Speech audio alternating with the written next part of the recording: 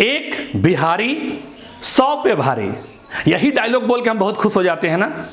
लेकिन हकीकत यह है कि यही बिहारी सब जब गुजरात, महाराष्ट्र और साउथ में जाके किसी फैक्ट्री में काम कर रहे होते हैं तो वहां पे एक गुजराती अपने अंदर, अपने कंपनी के अंदर इन 1000 बिहारियों से लोहा पिटवा रहा होता है, और हम बड़े खुश हो जाते हैं कि एक बिहारी है ना, और क्या 100 पे भारी। अरे बाकी स्टेट वाले तो हमको गाली भी देते हैं भाई साहब, वो कहते हैं एक बिहारी 100 बीमारी। अब बात कितनी सही है और कितनी गलत है, इस चीज के लिए हम बिहार और हमारे यहां का पॉलिटिशियंस कितने रिस्पॉन्सिबल है, इस वीडियो के अंदर बात करेंगे। क्योंकि हम फालतू के गर्व कर रहे होते हैं, हम पुराने बातों को लेकर गर्व कर रहे होते हैं। अरे प्रेजेंट की कंडीशंस देखिए। और इस वीडियो को अदरवाइज मत लीजिएगा, मैं खुद बिहारी हूं, मैं बिहार में पैदा हुआ हूं, तो इस बात को समझने की जरूरत है। और जो ये भिखारियों वाली हमारी हालत हो गई है, हम चिल्लाते रहते हैं हमको स्पेशल स्टेटस दिया जाए, हमको विशेष पैकेज दिया जाए। अरे भाई कब तक हम भीख मांगते रहेंगे, कभी ना केंद्र सरकार से, कभी किसी से, कभी किसी से। समस्या अपने घर की है तो सोल्व भी हमें खुद ही करना पड़ेगा।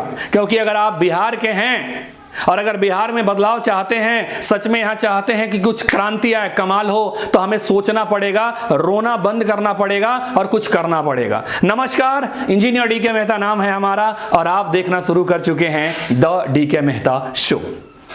आप सब जानते हैं कि बिहार की कंडीशन कितनी बुरी होती जा रही है। अंग्रेज जब से गए हैं, जब से हमारा देश आजाद हुआ, बाकी स्टेट्स की कंडीशन तो इंप्रूव हुई धीरे धीरे, लेकिन हमारे बिहार का स्थिति डे बाय डे खराब होती चली जा रही है। और हमारा बिहार सिर्फ और सिर्फ मजदूर फैक्ट्री बनकर रह गया है। आप देखिए, जब कभी भी है ना पर्व त्योहार के टाइम में ट्रेन्स अलग अलग राज्यों से बिहार आती है तो पूरा का पूरा खचाखच भरा रहता है। लोग मरते हुए, गिरते हुए किसी प्रकार से बिहार आते हैं। ऐसा क्यों?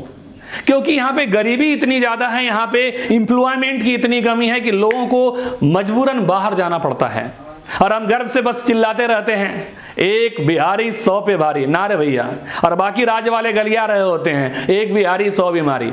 इस बात में कितना दम है, कितनी सच्चाई है, इसको समझते हैं तो पहला चीज हम बात करते हैं टॉप पर्सनालिटीज की। जितने लोग भी यहाँ पे बड़े बड़े लोग ज्ञान देते हैं ना कि हम बिहार के लिए ऐसा कर देंगे, वैसा कर देंगे, इनके रियलिटी सुन के आपके है ना दिमाग चटक जाएगा।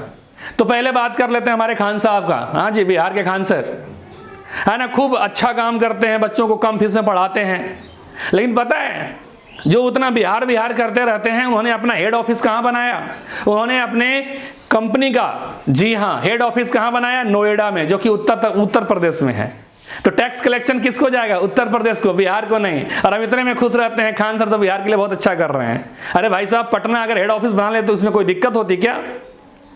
भोजपुरी इंडस्ट्री के सुपरस्टार खेसारी भैया है ना, आप गाना सुनते हुए एकदम पूरा एंजॉय करते हैं। अरे खेसारी भैया के लिए आप लड़ लेते हैं। और खेसारी भैया जब स्टूडियो बनाए तो कहाँ बनाए? मुंबई में स्टूडियो बनाए।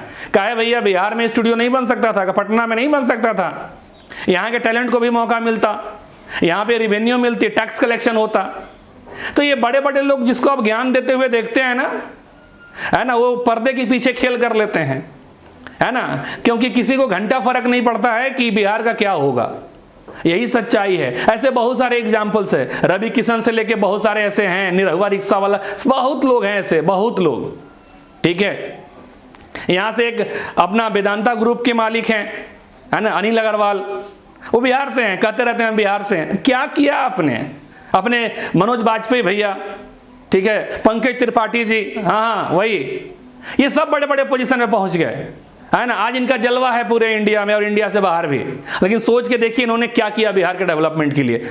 कुछ नहीं, सुन्न बट्टा सन्नाटा, बाबा जी के ठुल्लू, और हम लड़ते रहते हैं, खुश रहते हैं, ये तो हमारे यहां से हैं। अरे हैं तो किया क्या भाई, ये समझिए। दूसरा बात करेंगे हम स्टेट्स अर्निंग।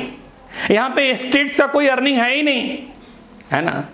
टैक्स कलेक्शन होगा तभी तो काम चलेगा, और टैक्स होने के लिए बिजनेस व्यापार होना चाहिए, वो है नहीं। सबको सरकारी नौकरी चाहिए भैया, है ना। जब तक सरकारी नौकरी नहीं लगेगा हम प्राण लगाए रहते हैं।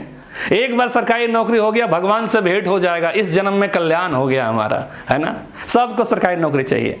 अरे सरकारी नौकर तो बन जाओगे, लेकिन सैलरी कहां से मिलेगा? सैलरी कौन देती है आपको? सरकार। सरकार के पास फंड कहां से आता है? टैक्स से। अरे फंड कहां है? त्रिपाठी। टैक्स देने वाला कोई है नहीं, तब कैसे होगा भाई साहब? हैं, सबको सरकारी चाहिए नौकरी, हैं? कैसे? आपको सरकारी नौकरी चाहिए और बाकियों को सरकारी दामाद चाहिए, लेकिन समझ नहीं आ रहा है माल आएगा कहां से? हाँ। तीसरी बात करते हैं टैक्स कलेक्शन। टैक्स कलेक्शन किससे आएगा? बिजनेस व्यापार से आएगा। ऐसा कुछ है ही नहीं जिससे टैक्स कलेक्शन हो। स्टेट अर्निंग है ही नहीं, कोई बात ही नहीं करता। पहले दारू भी चलता था, नीतीश भाई चच्चा क्या किए? दारू बंद कर दिए। अब वहां से जो राजस्व आता था वो भी बंद। आपको क्या लगता है बिहार में दारू नहीं है? अरे खूब चल रहा है, पहले से ज्यादा चल रहा है ना। नेपाल ग्रो कर रहा है, उधर झारखंड ग्रो कर रहा है, उधर उत्तर प्रदेश ग्रो कर रहा है, क्योंकि दारू तो आ ही रहा है ना। लोग मर भी रहे हैं खराब दारू पी के। तो शराबबंदी करके कोई बहुत अच्छा डिसीजन नहीं लिया गया। जिसको पीना है वो पी ही रहे हैं, लेकिन नुकसान क्या हुआ? टैक्स कलेक्शन कम हो गया। और चौथा बात करेंगे हम इलिटरेसी रेट। अब सोच के देखिए, यहां पे पढ़ने लिखने की जो दर है वो बहुत कम है, ओनली 66%, 66%। और उसमें भी वो डिग्रीधारी हैं, दिखाने के लिए हैं। आप सरकारी विद्यालयों में चले जाइए, है ना, वहां की जो क्वालिटी एजुकेशन है वो सिर्फ पेपर पे है। क्वालिटी एजुकेशन ग्राउंड पे है ही नहीं, है ना। टीचर भाई साहब इसी से परेशान हैं कि हमको बरसात में पढ़ाना पड़ता है, ठंडी में पढ़ाना पड़ता है, गर्मी में पढ़ाना पड़ता है। अच्छा ये सोच के बताइए, क्या ठंडी में, गर्मी में, बरसात में आपको सैलरी नहीं मिलता, रुपया नहीं मिलता है? तो ये काहे नौटंकी झाड़ते रहते हैं, दिखाते रहते हैं कि हमको गर्मी का छुट्टी नहीं मिला, हमको बरसात में दिक्कत हो रहा है, पानी पार के जा रहा है। मतलब बिहार में पैदा हुए हैं ना, इससे पहले आप बाढ़ नहीं देखे थे, इससे पहले गर्मी नहीं देखी थी आपने, इससे पहले सर्दी नहीं हुई थी। हाँ, अगर आपकी 2 महीने सैलरी नहीं आती है तो प्राण अटक जाता है कि घर कैसे चलेगा, बाप बाप करने लग जाते हैं। हाँ, तो कभी ये भी तो सोचिए आप कि आपका बच्चा कितना ग्रो कर रहा है, आप जिस स्कूल में सेवा दे रहे हैं उन बच्चों का कितना डेवलपमेंट हुआ। और 90% सरकारी मास्टर के बच्चे प्राइवेट स्कूल में पढ़ते हैं, क्योंकि उनको अपने सिस्टम पे खुद भरोसा नहीं है। यही सच्चाई है। मतलब इलिटरेसी रेट बहुत कम है, बहुते कम, है ना। और जो सरकारी शिक्षक हैं पूरे मन से काम नहीं कर रहे हैं। और ये 100 में से 90 शिक्षक की यही हालत है, यही सच है, क्योंकि जो ग्राउंड रियलिटी है वही है। और नेक्स्ट मैं बात करूंगा इंडस्ट्री और स्टार्टअप। है ही नहीं भाई साहब, कोई भी नेता मंत्री जीत के आए साला बात ही नहीं करता कभी कि हम कि यहाँ पे स्टार्टअप लगाएंगे, यहाँ पे इंडस्ट्री लगाएंगे, कुछ नहीं, है ना। हमारे चच्चा अलगे गांजा पी के टाइट रहते हैं, है ना। एक उधर यादव करते रहते हैं, ये कुशवाहा करते रहते हैं, यही इक्वेशन चल रहा है। बाढ़ में गया बिहार के लोग, आगे बढ़ेंगे नहीं बढ़ेंगे क्या होगा भगवान भरोसे चल रहा है। कुछ नहीं, किसी को कोई फर्क ही नहीं पड़ता है, घंटा किसी को फर्क नहीं पड़ता। और जब तक इंडस्ट्री और स्टार्टअप नहीं आएगा, ये सरकारी बाबू बनने से काम नहीं चल पाएगा। बिहार की स्थिति उतनी खराब होती चली जाएगी। बहुत लोग नेता लोग ज्ञान देंगे, है ना, बिहार लैंड लॉक स्टेट है इसलिए डेवलपमेंट नहीं हुआ। तुम महागधे हो, हरियाणा कौन सा लैंड लॉक स्टेट नहीं है? जाके देखो, वहां पे हब बना हुआ है ना, गुरुग्राम, जिसको गुड़गांव बोलते हैं। एक से एक बड़े बड़े IT हब और प्लांट्स वहां पे स्टैब्लिश्ड हैं। वो लैंड लॉक स्टेट नहीं है, पंजाब लैंड लॉक स्टेट नहीं है। वो बोलते हैं ना कि बस बहाना चाहिए आपको बेवकूफ बनाने के लिए जनता को। नेक्स्ट मैं बात करूंगा मजदूर फैक्ट्री। यहां पे 2 ही कैटेगरी है भाई साहब, या तो आप पढ़ लिख के जी जान लगा के, है ना, UPSC निकाल लीजिए, है ना, सरकारी नौकरी कर लीजिए, या फिर मजदूर बन जाइए। दूसरा कोई ऑप्शन है ही नहीं, है ही नहीं दूसरा कोई ऑप्शन। और जो भी ढंग के लोगों को लगता है कि यार हमको अपना डेवलपमेंट करना है, वो बिहार को छोड़ के निकल लेते हैं, क्योंकि ना तो यहाँ का सिस्टम सपोर्ट करती है उनको, ना तो इकोसिस्टम। सिस्टम और इकोसिस्टम दोनों ही विपरीत है। इसीलिए बिहार सिर्फ और सिर्फ मजदूर फैक्ट्री बन गया है। और इतनी बढ़ गया है प्रॉब्लम, इतना बढ़ गया है कि अलग अलग स्टेट्स में जाते हैं, बहुत बार आप देखते होंगे ये जो अपने राज ठाकरे हैं महाराष्ट्र के, ये हमेशा बिहारियों को गाली देते रहते हैं, विरोध करते रहते हैं। एक बात भी सही है, आप खुद सोच के देखिए कि अगर आपने अपना घर बनाया बहुत अच्छे से और उसमें पड़ोसन लाके रहने लग जाए, पड़ोसन तक तो फिर ठीक है, 2-4 को पड़ोस वाले आ जाएं तो कितनी दिक्कत होगी। और उसमें भी अगर वो लाके आपके घर में लड़ाई झगड़ा करने लग जाए तो और भी समस्या होगा। तो बिहार के लोग जब बाहर जाते हैं तो काम धंधा करते हैं, ठीक ही है, लेकिन चोरी मकाड़ी से लेके दंगे तक भी इन्वॉल्व हो जाते हैं, तो कहीं ना कहीं दूसरे राज्यों को भी नुकसान होता है। और साउथ में कमाए गए पैसा जो टैक्स से दिया जाता है गवर्नमेंट को, ज्यादा वो पैसों का कलेक्शन जो आता है वो बिहार में ज्यादा खर्च किया जाता है। तो बाकी जो राज्य होते हैं वो भी बड़े बिल्कुल गुस्सा में हो जाते हैं कि हमारा कमाई उधर जा रहा है। ऐसा मान के चलिए कि अगर 100 रुपया टैक्स अगर बिहार देता है, ठीक है, तो इस पर खर्च कितना होता है पता है? 200 से 250 रुपया। अब ये 200 250 का जो रेशियो बढ़ा आपका 150 रुपये, वो कहाँ से आया? वो साउथ वाले दिए गए पैसे से आया। और साउथ वाले में क्या साथ क्या होता है, अगर वो 100 रुपये टैक्स देते हैं तो उन पर मात्र 29 या 30 रुपये खर्च किया जाता है, वो 70 रुपये इधर ट्रांसफर हो जाता है। यही कारण है कि जो साउथ वाले जितने भी स्टेट हैं, बिहार, उत्तर प्रदेश, ऐसे स्टेट्स वाले नागरिकों से नफरत करते हैं। तो ये गलती किसकी है? हमारी भी है और हमारे पॉलिटिशियंस की है, क्योंकि हम सिर्फ और सिर्फ एक मजदूर फैक्ट्री बन के रह गए हैं, इससे ज्यादा कुछ भी नहीं है। और फाइनल मैं 7वां बात करूंगा, कास्ट पॉलिटिक्स। इन सब चीजों का, समस्याओं का जड़ है हमारे पॉलिटिशियंस, हमारे राजनेता, नेता, मंत्री, विधायक, ठीक है, ये हमारे जड़ हैं। और ये कभी चाहते नहीं कि बिहार के लोग आगे बढ़ें, इसीलिए जब चुनाव होता है तो ये कास्ट पॉलिटिक्स करते हैं, सिर्फ कास्ट पॉलिटिक्स। और कास्ट पॉलिटिक्स में जहां पे दाव नहीं चल पाता है, तब ये धर्म की पॉलिटिक्स करते हैं, हिंदू मुस्लिम।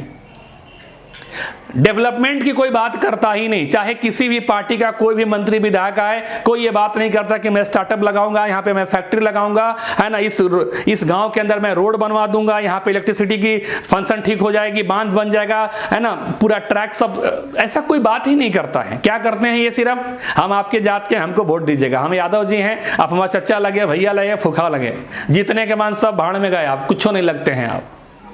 तो कास्ट पॉलिटिक्स सबसे बड़ी समस्या है।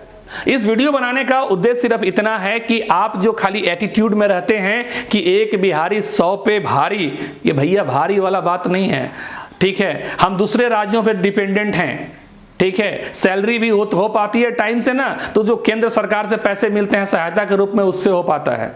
और बाकी राज्य वाले हमें गाली देते रहते हैं कि एक बिहारी 100 बीमारी, और उसके लिए हम रिस्पॉन्सिबल हैं।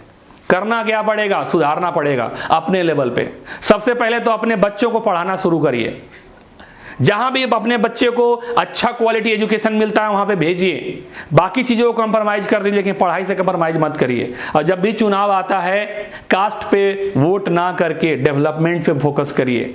और सबसे ज्यादा इंपॉर्टेंट स्टेप्स लीजिए। सिर्फ सरकारी नौकरी के भरोसे मत बैठिए, इससे कुछ नहीं होगा। वो बोलते हैं ना कि भगवान भरोसे मत बैठिए, क्या पता भगवान आपके भरोसे बैठा हो। इस वीडियो का उद्देश्य सिर्फ और सिर्फ बिहार में क्रांति लाना है। उन तमाम चीजों के ऊपर काम करना जरूरी है, जिससे बिहार फिर से आगे बढ़ पाए। ये वीडियो आपको कैसा लगा कमेंट करके जरूर बताइएगा। फिर मिलते हैं अगले वीडियो में, तब तक आप खुश रहें, खुशियां बांटते रहें। जय हिंद, जय भारत।